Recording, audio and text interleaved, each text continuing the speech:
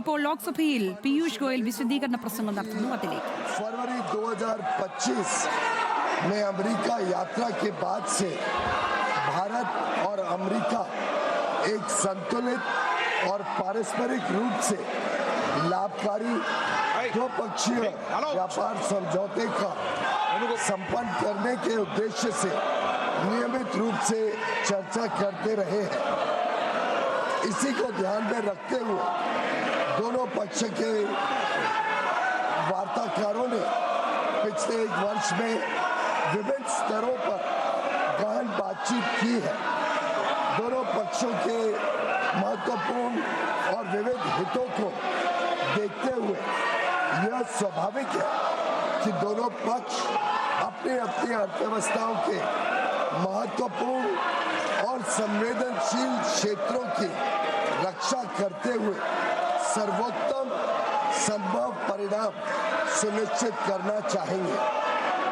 इन वार्ताओं के दौरान भारतीय पक्ष अपने संवेदनशील क्षेत्रों विशेषकर कृषि और दुग्ध क्षेत्रों के हितों की रक्षा सुनिश्चित करने में सफल रहा है।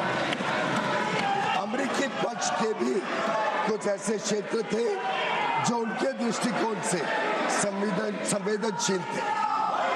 लगभग एक वर्ष तक चले कई दौर के विचार विमर्श के बाद दोनों वार्ताकार दल द्विपक्षीय व्यापार समझौते के कई क्षेत्रों को अंतिम रूप देने में सफल रहे।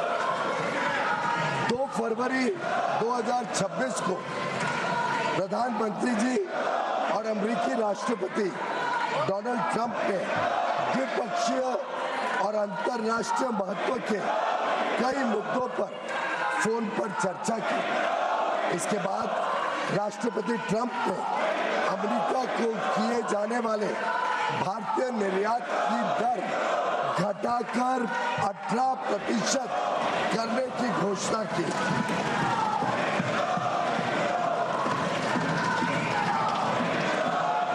मैं इस बात पर जोर देना चाहता हूं कि यह अमेरिका द्वारा कई प्रतिस्पर्धी देशों पर लगाए गए टैरिफ से कम है, जिससे अमेरिकी बाजार में भारत की निर्यात प्रतिस्पर्धात्मकता में वृद्धि होगी। यह समझौता भारतीय निर्यातकों को विशेष रूप से श्रम प्रधान क्षेत्रों और विनिर्माण में महत्वपूर्ण तुलनात्मक लाभ भी प्रदान करता है। मैं इस सम्मानित सदन के समक्ष यह दोहराना चाहता हूं कि खाद्य और कृषि क्षेत्र में भारत की प्रमुख संवेदनशीलता का पूर्णतः ध्यान रखा गया है। साथ ही यह साझेदारी लघु और मध्यम उद्यमी MSMEs उद्यमियों, कुशल श्रमिकों और उद्योग के लिए नए अवसर खोलेगी। उन्नत प्रौद्योगिकियों तक पहुंच का सुगम बनाएगी और भारत के make in India for the world, design in India for the world और innovate in India for the world के दृष्टिकोण को साकार करने में सहायक होगी। यह ऐतिहासिक ढांचागत समझौता भारत अमेरिका संबंधों को मजबूत करने और विकसित भारत 2047 की दिशा में हमारी यात्रा को आगे बढ़ाने की दिशा में एक महत्वपूर्ण कदम है और यह दुनिया के 2 सबसे बड़े लोकतांत्रिक देशों के बीच मजबूत जुड़ाव को भी दर्शाता है, जो स्वाभाविक साझेदार है और साझा समृद्धि के लिए मिलकर काम कर रहे हैं।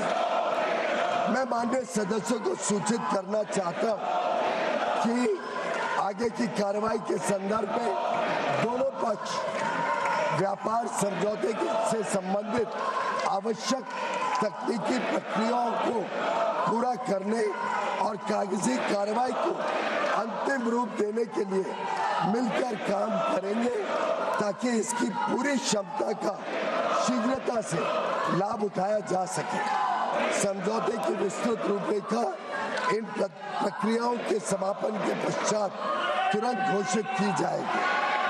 माननीय सदस्यों को भारत के ऊर्जा स्रोतों से संबंधित उन मुद्दों की जानकारी होगी जो इस समझौते पर हुई चर्चाओं के दौरान उठाए गए हैं। मैं स्पष्ट करना चाहता हूं, जैसा कि सरकार ने कई बार सार्वजनिक रूप से कहा है कि 140 करोड़ भारतीयों की ऊर्जा आवश्यकताओं की सुरक्षा सुनिश्चित करना सरकार की सर्वोत्तम प्राथमिकता है। वस्तुनिष्ठ बाजार स्थितियों और बदलते अंतर्राष्ट्रीय परिदृश्यों के अनुरूप ऊर्जा स्रोतों में विविधता लाना हमारी इस कार्यनीति का मूल आधार है। भारत की सभी कार्रवाइयां इसी बात को ध्यान में रखकर की जाती है। अतः मैं माननीय सदस्यों से इन मुद्दों को समुचित दृष्टिकोण से देखने का आग्रह करता हूं। दोनों देशों के बीच भावी व्यापार अवसरों के संदर्भ में माननीय सदस्यगण इस बात को समझेंगे कि भारत और अमेरिका काफी हद तक एक दूसरे की पूरक अर्थव्यवस्थाएं हैं। जैसे जैसे भारत विकसित भारत के पथ पर अग्रसर हो रहा है, हमें ऊर्जा, विमानन, डेटा केंद्र, परमाणु ऊर्जा आदि सहित कई क्षेत्रों में अपनी क्षमताओं को बढ़ाने की आवश्यकता होगी।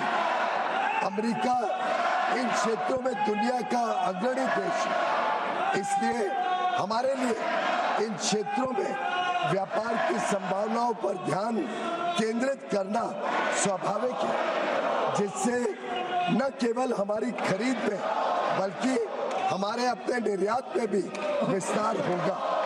हमारा अनुमान है कि तुलनात्मक लाभ के परिणाम स्वरूप कई क्षेत्रों में भारत का निर्यात अमेरिका में भी काफी बढ़ेगा।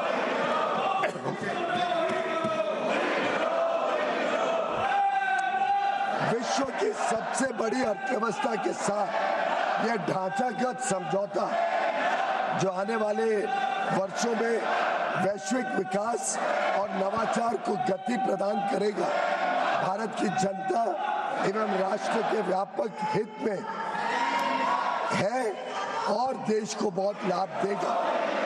यह विकसित भारत और आत्मनिर्भर भारत दोनों को सशक्त बनाता है।